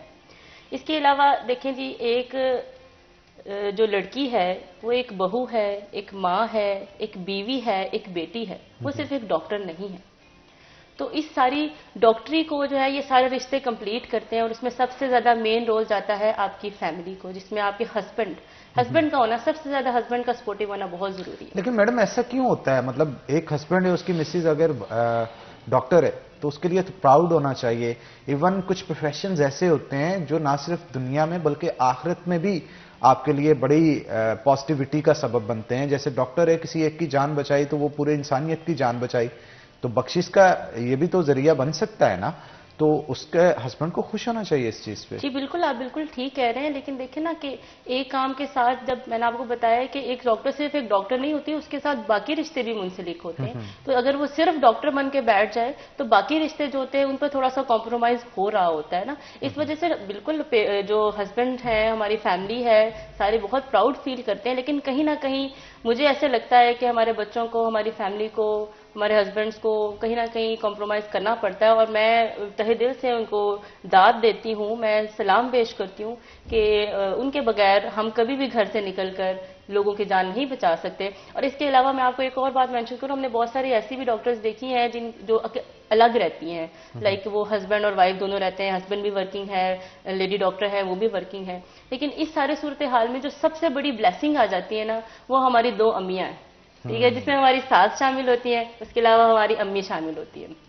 क्योंकि अगर वो यहाँ मौजूद ना हो सिटी के अंदर, तो ये तो नामुमकिन है ना कि हम कोई आगे पढ़ाई कर सकें या कोई जॉब पे जा सकें। आपको नहीं लगता वो छोटी सी थपकी कि जा बेटा कर ले मैं देख लूंगी, वो सारे दिन की थकान भी दूर कर देती है, आपकी एनर्जी को भी बढ़ा देती है, हर चीज को बूस्ट कर देती है। हमने वो भी वक्त देखा है जब बच्चा रो रहा था, आप देखे 2-3 साल का बच्चा हो, वो माँ से एफिलिएटेड हो जाता है, और जब माँ ने सुबह उठ के जाना है तो बच्चा रोएगा, ठीक है ना। और हम किसी मेड पे इतना रिलाय नहीं कर सकते, ठीक है ना। तो हमें ये तसल्ली होती है कि भाई आंटी हैं, अम्मी हैं, वो देख लेंगी। उस रोते हुए बच्चे को छोड़कर आके जब हम गाड़ी में बैठते हैं तो हमारा भी दिल रोता है। फिर उसके बाद सिर्फ एक चीज है जो तसल्ली देती है, वो ये है कि यार अम्मी है, आंटी हैं, वो चुप करा लेंगी। बिल्कुल ठीक है। डॉक्टर हिना, जरा आप थोड़ा सा इस पे रोशनी डालें कि लाइफ को मैनेज कैसे करते हैं, पर्सनल को, प्रोफेशनल को, और उससे पर्सनल लाइफ कितनी इफेक्ट होती है और प्रोफेशनल लाइफ कितनी इफेक्ट होती है? ये बैलेंस बहुत मुश्किल है, ये डेली लाइफ का बैलेंस है और ये बहुत मुश्किल है। रोज बेटी सुबह उठ जाती है, बेटी रोकती है, चीखती चिल्लाती है, और उसके दादा और उसके दादू उनको देखते हैं और उसको चुप कराते हैं। वो रो रही होती है कि मामा आ जाओ, मामा आ जाओ, लेकिन मैं लेट हो रही होती हूँ, मैं नहीं आ सकती उसके पास। और सलाम है उनकी हिम्मत पे जो उसको संभालते हैं, उसको हैंडल करते हैं जिस तरीके से। फिर सारा दिन में पर्सनल लाइफ आपकी बहुत सेक्रीफाइस होती है। ये प्रोफेशन बहुत डिमांडिंग है, इस सेक्रीफाइसेस हैं बहुत ज्यादा आपकी पर्सनल लाइफ में, आपकी फैमिली लाइफ में। आप बच्चों को इस तरह से टाइम नहीं दे सकते, आप बच्चों के माइलस्टोन्स उनके साथ सेलिब्रेट नहीं कर सकते, आप अपने हस्बैंड को उस तरह से टाइम नहीं दे सकते, आप घर को उस तरह से नहीं चला सकते जिस तरह से एक हाउसवाइफ चला रही है। तो सेक्रीफाइसेस हैं, कॉम्प्रोमाइजेस हैं। व्हाट डू यू थिंक कि हमारे यहाँ जो डॉक्टर्स हैं जितना सफर करते हैं, वो टाइम के हवाले से हो, पर्सनल लाइफ के हवाले से हो, क्या उनको पे स्केल उस हिसाब से मिलता है? बिल्कुल भी नहीं।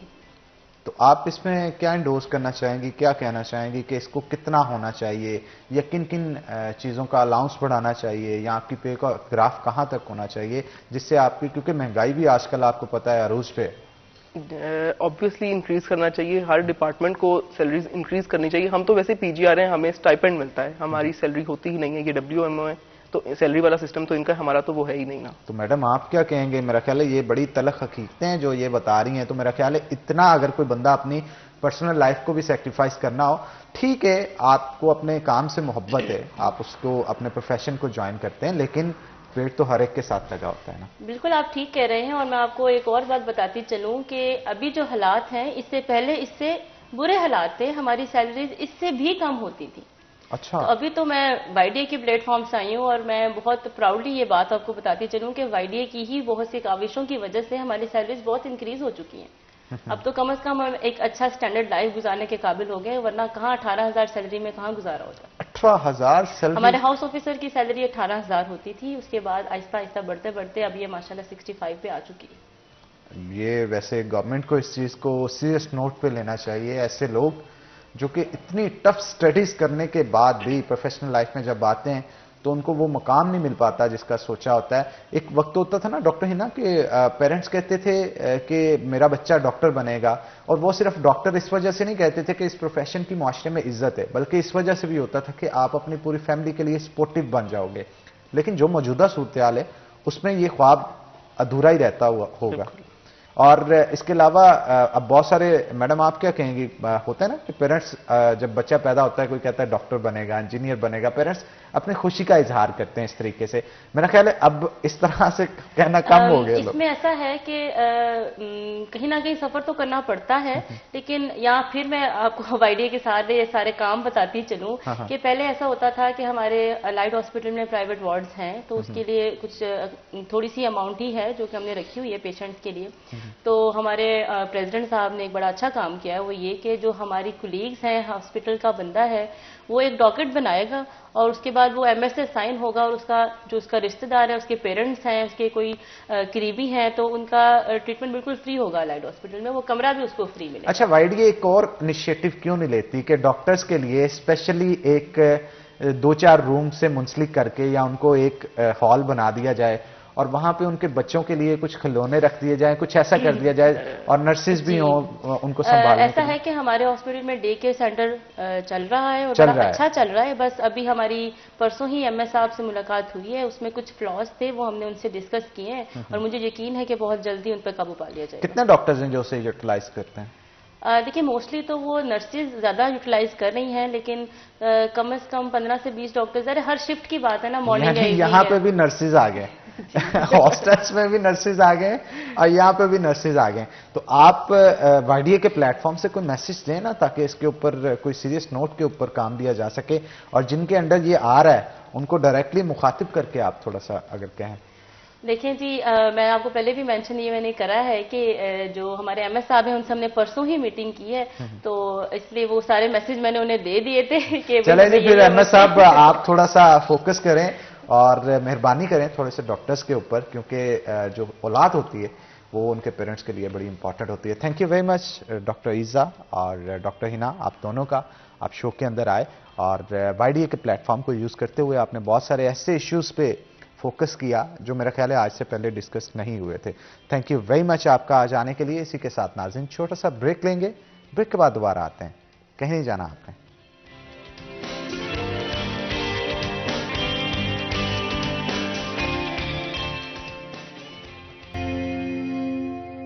वेलकम बैक नाज़रीन, ब्रेक के बाद एक बार फिर से आपको खुशामदीद कहते हैं और जनाब उम्मीद कर रहे हैं आज का शो आपको इंफॉर्मेटिव भी आपके लिए होगा और आप उसे एंजॉय भी कर रहे होंगे। तो जनाब जैसा कि आपको पता है रोज़ाना की बुनियाद पे हम शो के सेकंड हाफ के अंदर आपको आज के भाव से मुतारफ़ करवाते हैं, यानी आज के सारा दिन सब्जियों के मुख्तलिफ चीज़ों के रेट्स क्या रहेंगे। तो इस हवाले से मेरी कोशिश होती है कि हम आपको आगाह रखें, क्योंकि जब भी आप घर से निकले तो आपको पता होना चाहिए कि आप क्या लेने जा रहे हैं, उसका भाव मार्केट के अंदर क्या होना चाहिए। तो चलते हैं आज के भाव की तरफ।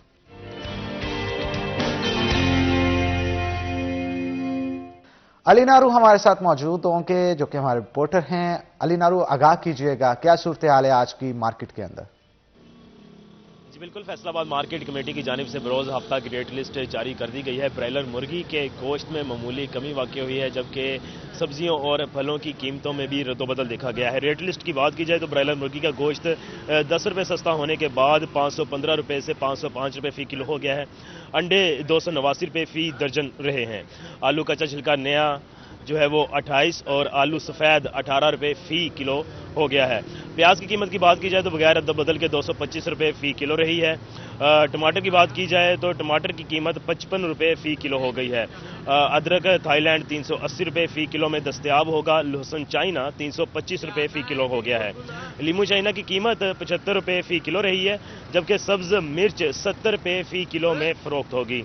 फूल गोभी 34, बंद गोभी 22 रुपये फ़ी किलो में दस्तयाब होगी। सेब काला 255 रुपये फ़ी किलो हो गए हैं। सेब सफ़ेद 150 रुपये फ़ी किलो में दस्तयाब होगा। केला 150 रुपये दर्जन, अंगूर टाफ़ी 390, अनार कंधारी 370, अनार बदाना 520 रुपये फ़ी किलो में फ़रोख्त होगा। खजूर ईरानी 330, खजूर असील 100 रुपये में फ़रोख्त होगी, जबकि पपीता 260, अमरूद 60 रुपये फ़ी किलो में दस्तयाब होंगे। फ्रूटर मार्टल जो है वो 170, किन्नू अव्वल 220, किन्नू दोम 160 रुपये फ़ी किलो फ़ी दर्जन में फ़रोख्त होगा। अगर ओवरऑल देखा जाए तो ब्रायलर मुर्गी के गोश्त में जो कीमत है उसमें कमी वाक़ हुई है, लेकिन फलों और सब्जियों की कीमतों में मामूली रद्दोबदल देखा गया है। जी बहुत शुक्रिया अली नारू आपका। आप आज की सूरत हाल के हवाले से मार्केट की आगाह कर रहे थे। हाय रे महंगाई, हर तरफ तेरी ही दुहाई। कुछ चीज़ें कम तो हुई, लेकिन इसके बावजूद भी रेट्स आसमानों को छू रहे हैं। हर शख्स जो कि दिहाड़ीदार है वो सोचता है कि यार आज घर में बनाए क्या। बजट को मैनेज करना आजकल मेरा ख्याल है सबसे मुश्किल काम होता है एक एवरेज पर्सन के लिए, मिडिल क्लास मीडियोकर्स जो हैं उनके लिए। तो मैं उम्मीद करता हूं हमारे जो हुक्मरान हैं इस चीज़ को संजीदगी से लें और जितने भी मसाइल हैं हमारे अवाम के उन्हें तरजीही बुनियादों के ऊपर हल किया जाए। तो आगे बढ़ते हैं जनाब, जैसा कि आपको पता है इश्यूज़ के ऊपर डिस्कशन हो रही है, तो आज हमने जिन गेस्ट को इनवाइट किया है उनका मैं पहले आपसे तारुफ करवा दूं। हमारे साथ मोहम्मद ज़िशान उमर साहब मौजूद हैं, जो कि जनरल सेक्रेटरी हैं dyes and chemical merchant association के। वेलकम करते हैं जनाब आपको शो के अंदर। तो ज़िशान साहब, पहले तो मुझे ये बताइएगा, हर तरफ जैसे कि आपने अभी ये अजलब भी हमारे रिपोर्टर का सुना, हर तरफ महंगाई है, चाहे वो खाने पीने की अशिया हों, ताजरों के भी मसाइल बहुत ज़्यादा हैं, ख़रीदने वाला और बेचने वाला दोनों परेशान हैं। तो इसके ऊपर आप क्या कहेंगे? आपकी एसोसिएशन को स्पेसिफिकली कौन कौन से ऐसे इश्यूज़ हैं जिनका सामना करना पड़ा है और उनका सेहरा किसके सर जाता है? बहुत शुक्रिया हनान भाई आपका शो में बुलाने का। इस टाइम जो करंट सिचुएशन जा रही है जी, बहुत बुरे हालात चल रहे हैं। इसमें ये नहीं कि एक मजदूर परेशान है, इसमें तबका जो है हमारा इंडस्ट्रियलिस्ट है वो भी परेशान है, ताजर है वो भी परेशान है।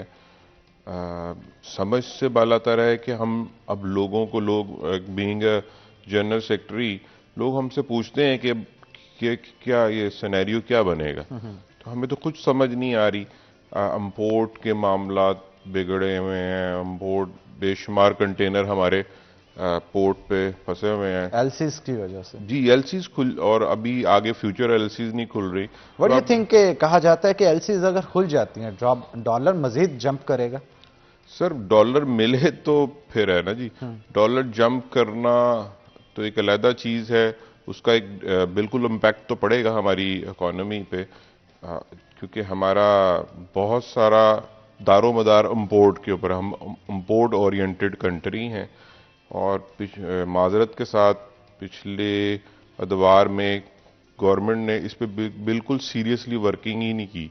हमें हमारी जो बेसिक ज़रूरियात हैं वो हम सुई तक तो खुद बना नहीं पा रहे, और वो भी हमें बाहर से इंपोर्ट करनी पड़ रही है।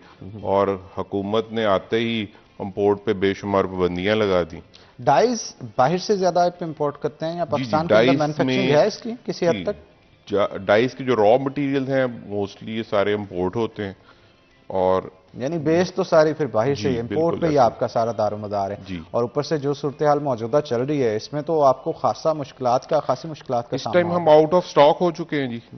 अभी सुनने में आ रहा था कि जी हमें हेमटेक्स में बहुत से ऑर्डर्स मिले हैं, और मुझे नहीं समझ आती कि हम वो ऑर्डर कैसे पूरे कर पाएंगे कि हमारे पास उनको बेचने के लिए उनके पास जो हम रॉ मटेरियल। अच्छा, वैसे जब रॉ मटेरियल ही नहीं आपको आ रहा, मैन्युफैक्चरिंग यहाँ पे बंद होगी उसकी वजह से प्राइस में हाइक आ रही? प्राइस ऑब्वियसली जी, डिमांड एंड सप्लाई इस टाइम तो मोस्टली फैक्ट्रीज बंद पड़ी हैं, और क्योंकि वो अगर कोई चीज़ा चल भी रही हैं तो हम उनको जो है वो उनकी प्रोडक्ट्स ही पूरी नहीं कर पा रहे, क्योंकि हमारे पास जितने पहले स्टॉक थे एक्चुअली हमारा जो हम सीजन वाइज चलते हैं, इन दिनों में ये सर्दियों के दिनों में गर्मियों का काम शुरू हो चुका होता है जो अब तक हम शुरू नहीं कर पाए। लॉन का जी, अभी तक हम उसको शुरू नहीं कर पाए। और एक्सपोर्ट का भी इन दिनों में ऑर्डर्स के ऊपर बुकिंग हो रही होती है। हम भी अपनी इंपोर्ट में कि इस सीजन में ये चीज़ चलनी है, वो अपने स्टॉक्स को पूरा करने की कोशिश कर रहे होते हैं। मतलब पिछले 2 महीने से तो हमारे जो पहले कंटेनर हैं वो ही नहीं रिलीज हो रहे, तो नई एलसीज तो खुलने का। इस चीज को यूं नहीं समझते कि ये सारी चीजें इंटरकनेक्टेड होती हैं, और अगर एक चीज नहीं आ रही तो उसकी वजह से पूरी फ्रेम शिफ्ट म्यूटेट हो जाती है? बिल्कुल, ये एक चेन है, चेन रिएक्शन के तौर पे इसको लिया जा सकता है कि जैसे हम मतलब हमारी सप्लाईज, हम लोग सप्लाईज का मोस्टली हम इंपोर्ट करते हैं, इंपोर्ट करके हम सप्लाईज करते हैं जो हमारे लोकल इंडस्ट्री को भी सपोर्ट करती है और एक्सपोर्ट इंडस्ट्री को भी। और जब हमारे पास ही बेचने के लिए कुछ नहीं होगा तो हाउ कैन वो किस तरह वो प्रोडक्ट को बाहर मार्केट में कैसे ले जाएंगे, हम डॉलर पाकिस्तान में वापस कैसे ला सकेंगे? व्हाट डू यू थिंक कि कोई पॉजिटिविटी भी आई है आपकी फील्ड के अंदर, कोई पॉजिटिव चेंजेस भी हुई हैं, सब नेगेटिव चेंजेस ही हुई हैं आपके? सब जो ताजर है वो अपने मुल्क के बारे में सोचता है, उसने इस मुल्क में रहना है, उसने इस मुल्क के लिए काम करना है, वाई नॉट? मुझे समझ नहीं आती कि हमारे सियासतदान ये चीज़ें क्यों भूल जाते हैं। अच्छा, बतौर ताजर भी मैं थोड़ा सा चाहूंगा आप इस पे भी रोशनी डालें। कितने लोग हैं अपने फ़राइज़ पूरे कर रहे हैं, कितने लोग हैं जो टैक्स पेयर हैं? बहुत सारे ताजर बचते भी तो हैं ना इस चीज़ से, और बहुत सारे ताजर ऐसे भी हैं जो आप भी शायद उनको जानते होंगे, जो टैक्स से बचने के लिए मुख्तलिफ हरबे इस्तेमाल करते हैं। उनके हवाले से क्या कहेंगे आप? सर, ऑल ऑफ द पूरी दुनिया में ही ऐसे है। लोग पर ऐसा तो कुछ भी नहीं। हम लोग इनडायरेक्ट टैक्सेस के चक्कर, इनडायरेक्ट इसके बावजूद भी हम इनडायरेक्ट टैक्सेस बहुत तरह के दे रहे हैं। हम मोबाइल के लोड पे टैक्स देते हैं। हम कोई भी चीज़ खरीदारी किसी स्टोर से करते हैं तो उसके ऊपर हम टैक्स दे रहे हैं। हम इनडायरेक्ट टैक्सेस तो बहुत सारे दे रहे हैं। अच्छा, आप थोड़ा सा इसके ऊपर भी रोशनी डालें। इनडायरेक्ट टैक्सेस देने के बजाय एक बंदा जो पेड है और पूरे टैक्सेस गवर्नमेंट को दे रहा है, देने से बचते क्यों हैं? इसके ऊपर क्या लैक ऑफ कॉन्फिडेंस है गवर्नमेंट के ऊपर, या फिर इसके अलावा जो टैक्स रिबेट्स या उसके टैक्स देने के इवज इनको जो फायदे मिलते हैं वो नहीं मिल पाते, या फिर इसके अलावा इनको ये महसूस होता है कि यार जो टैक्स हम देंगे, जो पैसा हम देंगे वो वाम पे नहीं लगेगा, वो खुर्द-बुर्द हो जाएगा कहीं ना कहीं? सर, ये बात आपकी बिल्कुल दुरुस्त है कि हमें इस टाइम हम लोग गवर्नमेंट शायद अपनी आवाम, गवर्नमेंट ये ज़रूर कहती है कि हम आवाम की खिदमत के लिए, पर उनकी वो खिदमत में वो उनकी सिंसियरिटी नज़र नहीं आती, जिसकी वजह से लोग जी, उसकी वजह से लोग ऐसी बात नहीं है कि लोग टैक्स देना नहीं चाहते। जब उन्होंने इस मुल्क में रहना है, इस मुल्क में खुशहाली के लिए हम लोग टैक्स पे करते हैं ऐसी। और ये सिर्फ गवर्नमेंट की जो ये गवर्नमेंट के जो अदारे हैं उनकी नॉन सीरियसनेस की वजह से शायद लोग उनको इस तरह पे ना करना चाह रहे हों। पर अगर आप देखें, दूसरी तरफ देखें, हम बहुत बड़ा एक हिस्सा डालते हैं जो अल्लाह की राह में खर्च करने के लिए। बिल्कुल ठीक कहा आपने, क्योंकि उसमें उनको बेनिफिट्स, अल्लाह ने आपको उसमें बेशुमार बेनिफिट, इसी तरह गवर्नमेंट को भी चाहिए अपने टैक्स पेयर को बेनिफिट दे। इलाज कराने के लिए उसके पास फैसिलिटीज़ नहीं है और उसको तालीम के लिए उसके पास फैसिलिटीज़ नहीं है। एक कॉमन मैन पे अगर हम गौर करें तो वो इन चीज़ों से बहुत दूर है। हमें बेहतर इलाज नहीं मिल रहा, हमें बेहतर तालीम नहीं मिल रही। अच्छा, इंपोर्ट जैसे कि आपने बताया एलसीज की वजह से बंद हुई है, पोर्ट पे बहुत सारे कंटेनर्स लगे होंगे, आपका माल नहीं आ रहा, एक पूरा सर्कल डिस्टर्ब हो गया। इस सर्कल के डिस्टर्ब होने से आपकी इंडस्ट्री से कितने लोग हैं जो कि वाबस्ता हैं, जो वर्किंग करते हैं, वहाँ पे काम करते हैं, और इंपोर्ट्स बंद होने की वजह से उनकी जो प्रोफेशनल लाइफ है उस पर कितना इफेक्ट आ रहा है? कितने लोग बेरोजगार हो चुके हैं? सर, फैसलाबाद एक हम कह सकते हैं कि फैसलाबाद एक टेक्सटाइल हब है, और टेक्सटाइल हमारी मोस्टली जो इंडस्ट्री है वो टेक्सटाइल से वाबस्ता है। अब मुझे पास कोई राइट फिगर तो नहीं है कि हमारे पास इस टाइम हम कितनी इसमें लेबर को इनपुट किया हुआ है, पर इसका इम्पैक्ट आप लॉ एंड ऑर्डर की सूरत में देख रहे हैं। अब एक मजदूर को मजदूरी नहीं मिलेगी, वो काम नहीं कर सकेगा, तो वो ये बुराई के रास्तों पे चलना उसके लिए, तो भूख जो है इंसान को हर तरह के काम कराने पे मजबूर कर देती। बिल्कुल ठीक कहा आपने। तो थोड़ा सा इनलाइटन मूड के ऊपर भी गुफ्तगू करते हैं। वैसे ताजर जो होते हैं ना, वो मतलब आप भी बहुत सोफिस्टिकेटेड लग रहे हैं, आपकी ड्रेसिंग भी अच्छी है। ये मूंछों का राज क्या है, जरा ये बताएं थोड़ा सा। ये गब्बर वाली मूंछ है? सर, ऐसी मूंछें शौकिया रखी और शौक में ये बढ़ भी जाती हैं, छोटी भी करा। क्या लगाते हैं इन्हें? घीशी लगाते हैं? ये जो कहते हैं ना कि यार ये देसी घी लगाने से या मक्खन लगाने से ये जरा हेल्दी हो जाते हैं, इज दैट ट्रू? ऐसा कुछ है? नहीं सर, ऐसी तो कोई मुझे तो नहीं लगता। ये तो एक आपकी अपनी ग्रोथ के हिसाब से ही है, मतलब इस तरह का आपका जेनेटिकली इनहेरिटेड होगा। जी, ऐसे ही है। और बाबा की अच्छी होंगी इस वजह से। मेरे बाबा ने तो कभी नहीं रखी, दाढ़ी है उनकी, दाढ़ी पर है कि अब वालिद साहब को शौक था कि मैं मूछें रखूं, पर वो कहते हैं यार मैं रख नहीं सकता। ठीक है, मेरे से संभाल ही नहीं पाए। अच्छा, आप क्या कहते हैं कि गवर्नमेंट के पॉइंट ऑफ व्यू से देखा जाए, what do you think, Pakistan Tehreek Insaf की गवर्नमेंट अच्छी थी या फिर मुस्लिम लीग नून की पॉलिसीज कुछ ऐसी हैं जिससे बेहतरी आ रही है? सर अब इसमें हम पॉलिटिक्स को ले आएंगे सर इस टाइम कोई भी मेरे ख्याल में तो लाजमी होगी ना पॉलिटिकल फिगर की हम बात नहीं करेंगे, यहाँ पे पॉलिटिकल पॉलिसी की बात करेंगे जिसकी वजह से ताजर अफेक्ट होते हैं। मुझे इस टाइम कुछ इस बारे में जो है हम कुछ कह नहीं सकते इस टाइम। मुझे तो नहीं लगता कि कोई भी पॉलिटिकल पार्टी पाकिस्तान को बचाने के लिए, सब पाकिस्तान को दबाने, वो पाकिस्तान को दबाने के लिए लगे हुए हैं। उनको सोचना पड़ेगा, आपस में ये मिलने को बैठने को तैयार नहीं है। मतलब कंप्रोमाइजेस के चक्कर में हम लोगों ने अपनी सियासत को का बेड़ा गर्क कर लिया और इसमें हमारे हुकाम बाला का एक बहुत बड़ा हम कह सकते हैं बहुत बड़ा हाथ है जी। जो पावर जहां से पावर हम जिनको समझते हैं कि हमारे पिलर्स हैं, उन्होंने, और नो डाउट इमरान खान पीटीआई की गवर्नमेंट ने इन सारी चीज़ों को खोल दिया है। अब एक आम आदमी भी सियासत को समझने लग गए।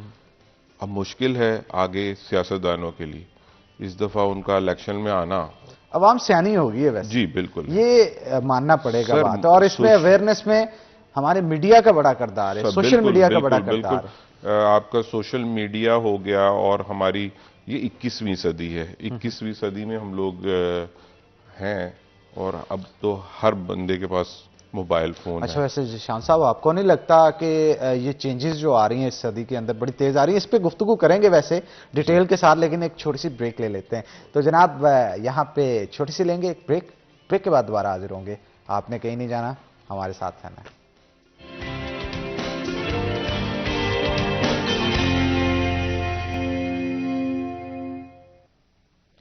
वेलकम बैक नाज़रीन, ब्रेक के बाद खुश आमदीद। तो जिशान साहब हमारे साथ मौजूद थे, ब्रेक से पहले उनसे गुफ्तगू चल रही थी। तो जिशान साहब क्या कहेंगे आप, हमारे माशरे में जो तब्दीलियां रूनुमा हो रही हैं, इन तब्दीलियों के पॉजिटिव नेगेटिव एस्पेक्ट्स जो हैं वो साथ साथ चलते हैं। जैसे ब्रेक पे जाने से पहले मैं जो सवाल आपके साथ करने वाला था वो ये था कि पिछले 20 सालों के अंदर जिस तरह से टेक्नोलॉजी ने जंप किया है, मैं इसे ये नहीं कहूंगा कि रेंगते रेंगते आई, मैं कहूंगा जंप किया है, क्योंकि मेरे नहीं ख्याल के पिछले कई सौ सालों में इस तरह से साइंस ने, टेक्नोलॉजी ने तरक्की की जिस तरह से इन 20 सालों के अंदर की। पिछले कई सौ सालों का सफर इन 20 सालों में तय किया।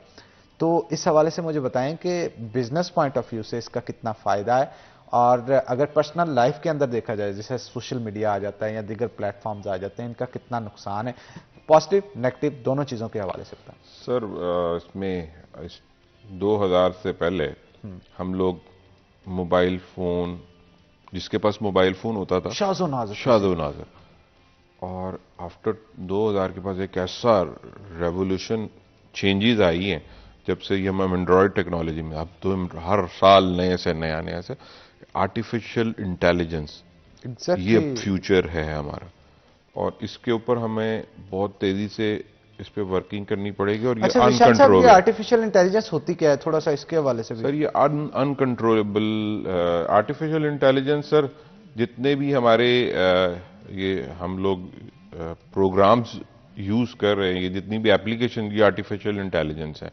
ये मोबाइल पे जो हमारा फोन है, ये एक आर्टिफिशियल इंटेलिजेंस पे बना हुआ है।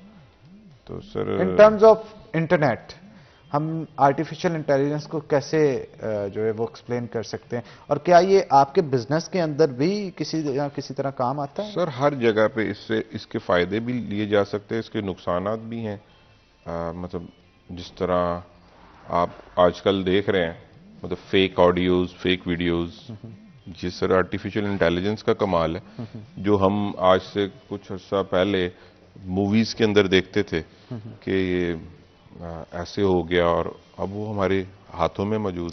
हाँ, मतलब आर्टिफिशियल इंटेलिजेंस को हम ऐसे भी एक्सप्लेन कर सकते हैं, जो आप कह रहे हैं वो भी ठीक है, लेकिन अगर देखा जाए इंटरनेट पे, जैसे आप कोई प्रोडक्ट सर्च करते हैं, लेट्स सी जैसे आपका डाइज एंड केमिकल का काम है, तो इंटरनेट के ऊपर हम सर्च करते हैं डाइज एंड केमिकल, तो हमें एक नहीं मल्टीपल वो आपके जो रिजल्ट है वो दे देते हैं। और ऊपर से आर्टिफिशियल इंटेलिजेंस इस तरह से भी एक्सप्लेन की जा सकती है कि जो आप सर्च करना चाह रहे हैं, जो ढूंढना चाह रहे हैं, आपको इंटरनेट बार बार आप कुछ भी क्लिक कर रहे हैं तो उससे रिलेटेड चीजें ही दिखा रहे हैं।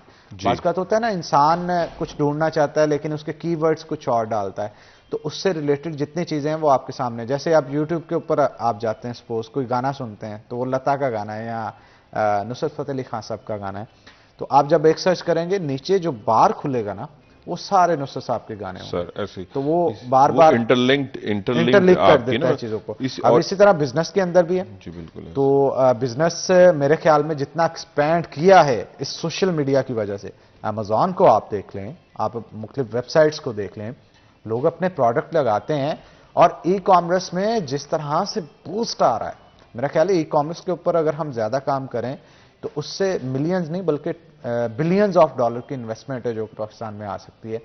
लेकिन अनफॉर्चुनेटली बात फिर वहीं पे आके रह जाती है कि गवर्नमेंट इसके ऊपर क्या कह रही है, क्या इनिशिएटिव ले रही है। इसी के लिए सर, इसी के तो रोना है कि बहुत सारी दुनिया एक मतलब को एक्सप्लोर करने की अब ज़रूरत है, और वो एक्सप्लोर करने के लिए अब हमारे पास, हमें कोई दूर नहीं जाना पड़ेगा, हम घर बैठे उसको एक्सप्लोर कर सकते हैं। ये इस मीडिया के दौर में इन्होंने बहुत सारी आसानियां पैदा कर दी, पर हम लोग हमारी जो हुकाम बाला हैं, जो पॉलिसी मेकर्स हैं, वो शायद अभी वो 20वीं सदी से बाहर आने, मतलब 19वीं 18वीं सदी में बैठे हुए हैं। दुनिया 100 साल आगे जा चुकी है, इनको इस बारे में सोचना पड़ेगा। बिल्कुल ठीक कहा। ओके जी, हमें मुस्लिम तौकीर साहब हैं जिन्होंने ज्वाइन किया है, जो कि वाइस प्रेसिडेंट हैं केमिकल एंड डाइज एसोसिएशन के। तो जनाब वेलकम करते हैं आपको। Thank you. पूरा जबरदस्त तरीके से आपको वेलकम इसलिए करते हैं, आपका हेयर स्टाइल बड़ा जबरदस्त है। मेरा ख्याल है सुबह सुबह आप बना के आए जेल शल लगा के, कि मॉर्निंग शो में जाना है तो जनाब जहाँ पे इश्यूज डिस्कस करने हैं अपनी पर्सनैलिटी के ऊपर भी फोकस करना चाहिए ना इंसान को। जी बिल्कुल। तो क्या कहेंगे आप, किन इश्यूज के ऊपर डिस्कशन करना चाहेंगे? क्योंकि भाई हमारे साथ ऐसे बहुत सारे इश्यूज बता रहे थे, डाइज एंड केमिकल एसोसिएशन के कई पोर्ट्स बंद हैं, एलसीज नहीं खुल रही, और अगर एलसीज खुलती हैं तो उससे पोस्ट आफ्टर इफेक्ट्स क्या होंगे उसके, तो इस हवाले से थोड़ा सा बताइए। बिस्मिल्लाहिर्रहमानिर्रहीम। इस वक्त तो जो हमें सबसे ज्यादा यानी कि प्रॉब्लम आ रही है वो तो इंपोर्ट के हवाले से है। हमारी डॉक्यूमेंट्स जो हैं वो बैंक में स्टक हैं और बैंक जो है उसकी रिस्पॉन्सिबिलिटी नहीं ले रहा। स्टेट बैंक को कहते हैं, वो कहते हैं बैंक वाले करेंगे, बैंक वालों को कहते हैं, वो कहते हैं स्टेट बैंक करेगा। तो इस वक्त हमारा जो सबसे मेन प्रॉब्लम है वो है डॉक्यूमेंट्स का, और मेरी गवर्नमेंट से अपील है कि हमारे तकरीबन 5000 प्लस जो है वो कंटेनर स्टक हैं कराची पोर्ट पे, तो डॉक्यूमेंट्स को जल्दी रिलीज किया जाए, क्योंकि अगर ये डॉक्यूमेंट्स हमें नहीं देते तो डिटेंशन जो है हमें फेस करनी पड़ेगी, और डिटेंशन की मद में अरबों डॉलर जो है वो हमें फिर जो है वो बाहर भेजना पड़ेगा। तो मेरी ये अपील है कि इसको जल्दी जो है इसको सॉल्व किया जाए, और हमें जो डिटेंशन जो की मद में बाहर डॉलर अरबों डॉलर बाहर देना पड़ेंगे उससे हमें जो बचाएगा। मुस्लिम तौकीर साहब, मुझे थोड़ा सा इसमें ऐड ऑन करें कि ये डाइज एंड केमिकल एसोसिएशन से हटके ये बिजनेस, अगर बिजनेस पॉइंट ऑफ व्यू से देखा जाए, कितना इंपॉर्टेंट है हमारे पाकिस्तान के लिए, और कितना टैक्स दे रहा है ये पाकिस्तान को बिल्डअप करने में, कितनी पार्टिसिपेशन है, ताकि हमारे जो पॉलिटिकल फिगर्स हैं उनको पता चल सके कि अगर ये डिस्टर्ब होते हैं तो उससे पाकिस्तान को कितना नुकसान पहुंचे। टोटल डिपेंडेंट ही हम जो है वो बिजनेस कम्युनिटी पे हैं, तो अगर बिजनेसमैन डिस्टर्ब होगा तो पूरा पाकिस्तान डिस्टर्ब होगा। कितने लोग हैं जो इससे मुंसलिक हैं, इस इंडस्ट्री से, बिजनेस कम्युनिटी हमारे डाइज केमिकल से? जी एग्जैक्टली। और कितने वर्कर्स हैं ऑल ओवर द फैसलाबाद या ऑल ओवर द पंजाब, और अगर आपको पता है तो ऑल ओवर द पाकिस्तान कितने लोग हैं, कितने खानदान हैं जो कि इस फील्ड से वाबस्ता है? हमारा फैसलाबाद तो सिटी ऑफ टेक्सटाइल ही कहा जाता है ना इसको, और टोटल जो है डिपेंडेंट ही टेक्सटाइल पे है। तो अगर टेक्सटाइल नहीं चलेगी तो मेरा ख्याल है कि हर बंदा जो है वो डिस्टर्ब होगा। कोई राउंड अबाउट फिगर है कितने? फिगर नहीं है मेरे माइंड में। अच्छा, मुझे चलें इसके ऊपर थोड़ा सा डिस्कशन कर लेते हैं। आप मुझे ये बताएं कि मौजूदा गवर्नमेंट है उसको क्या इनिशिएटिव्स लेने चाहिए, क्या स्टेप्स लेने चाहिए जिससे आपके बिजनेस को भी बूस्ट मिले, क्योंकि अगर कारोबार बढ़ेगा फूलेगा, फैलेगा, तो उससे बहुत सारे नए लोगों को रोजगार मिलेगा, और जब नए लोगों को रोजगार मिलेगा तो ऑटोमेटिकली हमारा पाकिस्तान जो है वो स्ट्रेंथन होगा, मजबूत होगा। मैशियत जो डूब रही है उसको, वो कहते हैं ना, डूबते को तो तिनके का ही सहारा होता है। तो कुछ ना कुछ ऐसा किया जाए जिससे इस इंडस्ट्री को बूस्ट किया जा सके। हमारी इंडस्ट्री को, यानी कि टेक्सटाइल को, जी जी, टेक्सटाइल को बूस्ट करने के लिए गवर्नमेंट की पॉलिसीज जो है वो मैटर करती हैं, लेकिन हमारी गवर्नमेंट के पास इस वक्त पॉलिसीज ही नहीं है। वन बाय वन पॉलिसीज के ऊपर डिस्कशन करते हैं। पहले मुझे थोड़ा सा इंपोर्ट के ऊपर बताएं, क्या पॉलिसी होनी चाहिए, किन वजूहात की बिना पे इंपोर्ट आपकी रुकी हुई है, क्योंकि रॉ मटेरियल तो सारा बता रहे थे जिशान साहब बाहर से आता है। इन पॉलिसीज को किस पॉइंट पे देखिए ना, फैसलाबाद डाइज केमिकल, फैसलाबाद जो है वो सिटी ऑफ टेक्सटाइल है, और टेक्सटाइल जो है वो एक्सपोर्ट करती है, और एक्सपोर्ट का जो रॉ मटेरियल है वो हमारा डाइज है, और ये रीढ़ की हड्डी की मानिंदा एक्सपोर्ट के हवाले से। कितने मिलियंस या बिलियंस डॉलर्स की आप इन्वेस्टमेंट करते हैं एवरी ईयर, जो कि रॉ मटेरियल इसका पाकिस्तान में आता है? मेरे पास एग्जैक्ट फिगर तो नहीं है, लेकिन ये है कि जितनी भी एक्सपोर्ट होती है उसकी बैक एंड पे हम होते हैं, यानी कि हम डाइज केमिकल एक्सपोर्टर्स को प्रोवाइड करते हैं, वो फिर जो है उस पर प्रोसेसिंग करते हैं, कपड़े पे अप्लाई करते हैं। क्या टैक्स आपको पे करना पड़ता है इंपोर्ट के ऊपर? एलसीज इंपोर्ट पे हमारा तकरीबन 52-53% बन जाता है, मल्टीप्लाई करके। ड्यूटीज हैं, टैक्सेस हैं, फर्दर टैक्स है, राउंड ऑफ यानी कि एडवांस टैक्स है। यानी अगर आपने सपोज 1 करोड़ का रॉ मटेरियल मंगवाया, 52-53% बन जाते हैं। 1 करोड़ का अगर आपने रॉ मटेरियल मंगवाया तो वो 1 करोड़ 53 लाख रुपया, 53 लाख रुपए का हमें जो है, और वो भी टैक्स जो है वो हम पे कर चुके हैं, हमने पे करके ही पोर्ट से अपने गवर्नमेंट को सारे हमने वो पे करने, देन हमारे वो वेयर हाउस में आना है, फिर हमने आगे सप्लाई करना है। ठीक है, वेयर हाउस में आगे आप रॉ मटेरियल, इसमें डाइस तैयार करनी है आपने। अब नेक्स्ट प्रोसेस की तरफ चलते हैं। यहां पे 2 चीजें बहुत इंपॉर्टेंट होती है कि गैस और बिजली की कीमत। जी बिल्कुल। गैस और बिजली की कीमत इंडस्ट्री को खड़ा करने में या इसे डुबोने में एक अहम किरदार अदा करती है। अगर आपके इन दोनों की कीमत बढ़ा दी, ऑटोमेटिकली आपका जो एंड प्रोडक्ट होगा उसकी कीमत बढ़ेगी। अगर उसकी कीमत बढ़ती है, और स्पेशली अगर एक्सपोर्ट के मामलात को देखा जाए, तो वहां पे तो इंटरनेशनल मार्केट बैठी होती है। जी बिल्कुल। तो बायर ने तो वहीं से खरीदना है जहां से उसे सस्ता मिलेगा।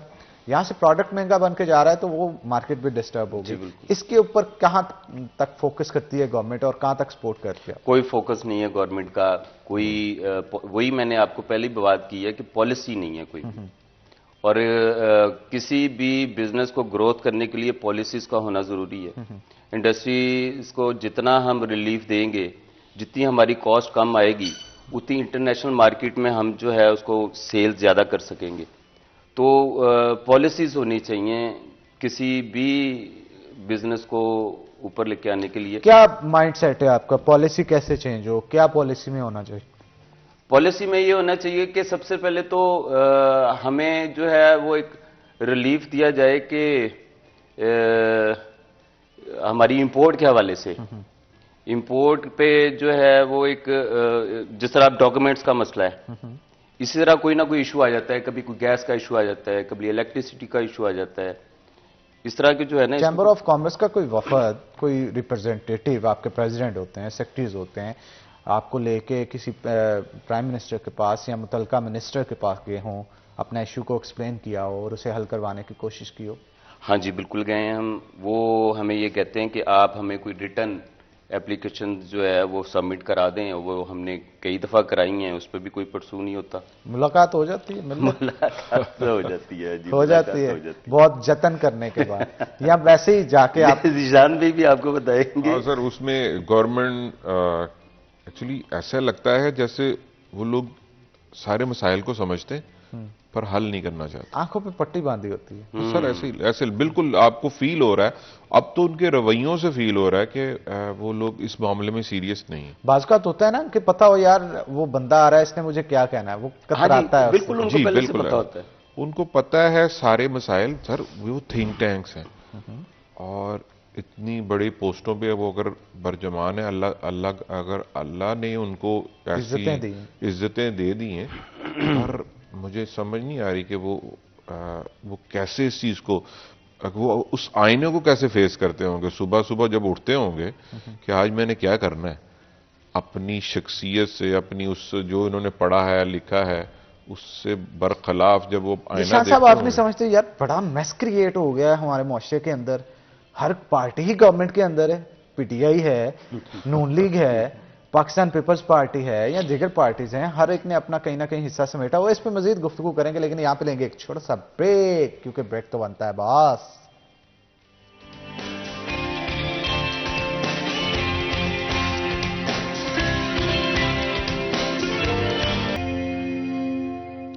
वेलकम बैक नाज़रीन, ब्रेक के बाद खुश आमदीद। जनाब, ब्रेक से पहले बड़े हार्ड टॉपिक के ऊपर गुफ्तगू हो रही थी, बहुत सारे मसाइल और उनके हल के हवाले से गुफ्तगू की जा रही थी, और यही कहा जा रहा था कि गवर्नमेंट को अब फोकस करना चाहिए कि एक बिजनेस कम्युनिटी के लिए भी और आम इंसान के लिए भी, क्योंकि ये सब इंटरकनेक्टेड है। अगर बिजनेसमैन खुशहाल होगा तो ऑटोमेटिकली काम करने के मौके भी जो वर्कर कम्युनिटी है उनके लिए ज़्यादा होगी, ज़्यादा से ज़्यादा लोगों को रोज़गार मिलेगा।